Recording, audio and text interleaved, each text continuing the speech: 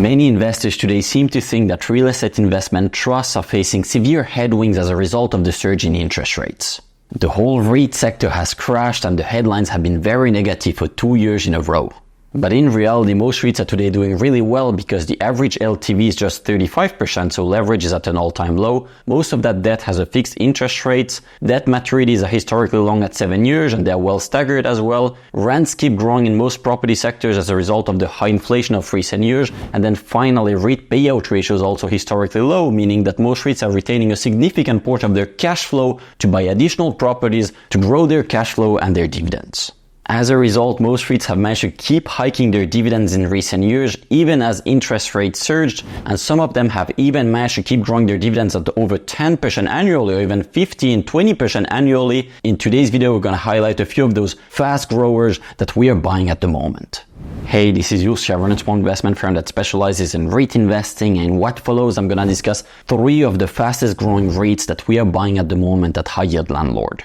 But before I get into it, I want to remind you that we are posting a lot of free research on some of our top picks on our new Substack. In case you want to check it out, it will be the first link in the description of this video.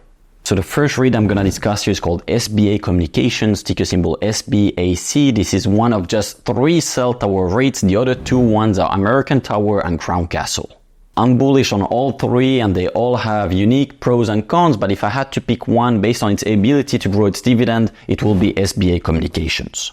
And the reason for this is pretty simple. Today it has the lowest payout ratio in its peer group at just 35%. This is, as far as I know, the lowest payout ratio of all American REITs. It has historically managed to grow the fastest in its peer group. Today it's still the smallest in size. It has enjoyed some of the biggest spreads over its cost of capital, and it also enjoys one of the best track records. I'll put a chart on the screen that compares the historic total returns of SBA versus Crown Castle and American Tower.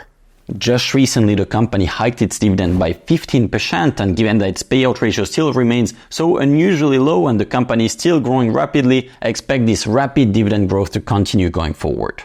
Now, it is true that the company is currently going through a slowdown in its growth rate as a result of the surge in interest rates, as well as lease cancellations that were caused by T-Mobile's acquisition of Sprint, but this should be just temporary, and by 2026, the company's growth rate should accelerate according to the consensus estimates of analysts. Despite that, the company's share price has crashed and is currently priced at one of its lowest valuations ever. It's really rare to get to buy a REIT of SBA's quality with such rapid growth prospects at a 20-30% discount to its net asset value, and for this reason we've recently included it in our core portfolio at High Yield Landlord.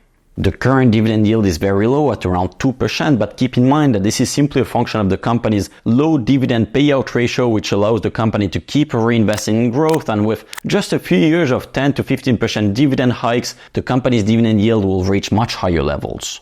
We think that between the yield and the growth, the company should reach double-digit total returns, and on top of that, we expect about 30-50% upside from multiple expansion as interest rates return to lower levels and the company's growth rate accelerates past 2026.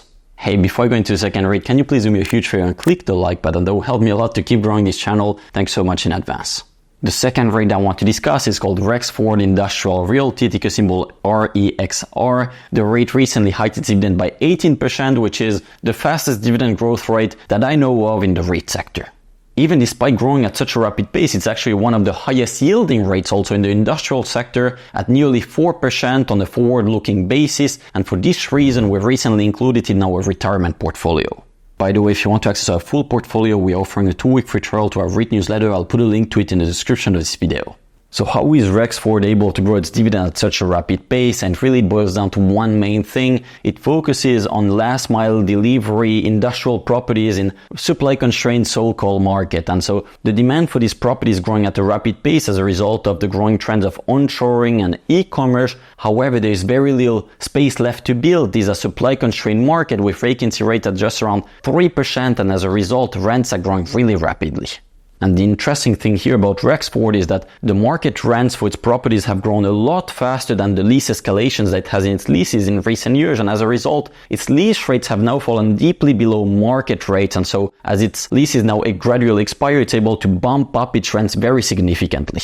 Currently, its mark-to-market is right around 38%, which means that as its leases expire, it's able to bump up rents by about 40%.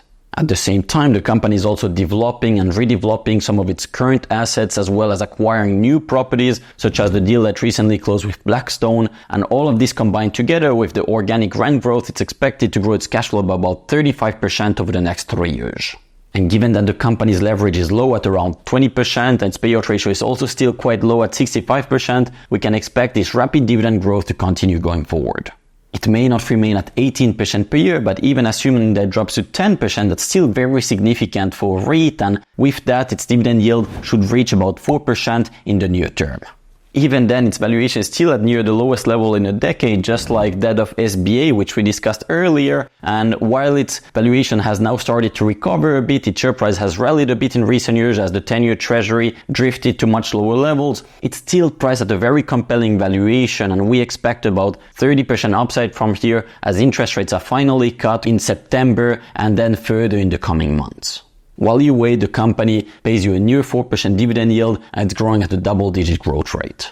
Then the third REIT of this list is called East Group Properties, ticker symbol EGP. This is an industrial REIT that's quite similar to REXR, but the main difference is that instead of focusing on so-called markets, it's focusing mainly on rapidly growing Sunbelt markets. And there are pros and cons to this. The main advantage is that these markets, especially in Texas and Florida, are enjoying very rapid demand growth because these markets are today attracting a lot of people, strong population growth and job growth, and this is all leading to demand for industrial space. But the downside here is that there is much greater supply of available land, regulations for new constructions are lower, and so it's easier to get building permits as well, and so there's much more supply coming into the market. However, given that East Group Properties is focusing on last mile Class A distribution centers that are typically in infill locations, it's somewhat protected from this supply, but it's still enjoying this demand growth, which is leading to rapid rent growth for the REIT.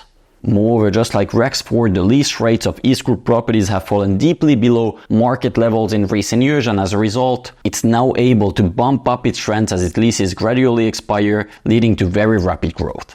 The company has managed to grow its dividend by 61% since 2021, and we expect this strong growth to continue going forward. However, I would note that East Group is not quite as cheap as REXR Industrial Realty, and for this reason we only give it a buy rating while we give a strong buy to REXR Industrial. Finally, once more, if you want to access all our free research on some of our top picks, please click the first link in the description. It will redirect you to our Substack. Again, there's a lot of great content in there for you, completely free. You can sign up, it doesn't cost anything. And if you want to access our full portfolio on our trade alerts in real time, you can also join our paid offer for 2-week free trial. There's also a link to it in the description of this video. Thank you so much for your support. Please click the like button. That helps me a lot to keep producing this free content for you. Thank you. See you in my next one. Bye-bye.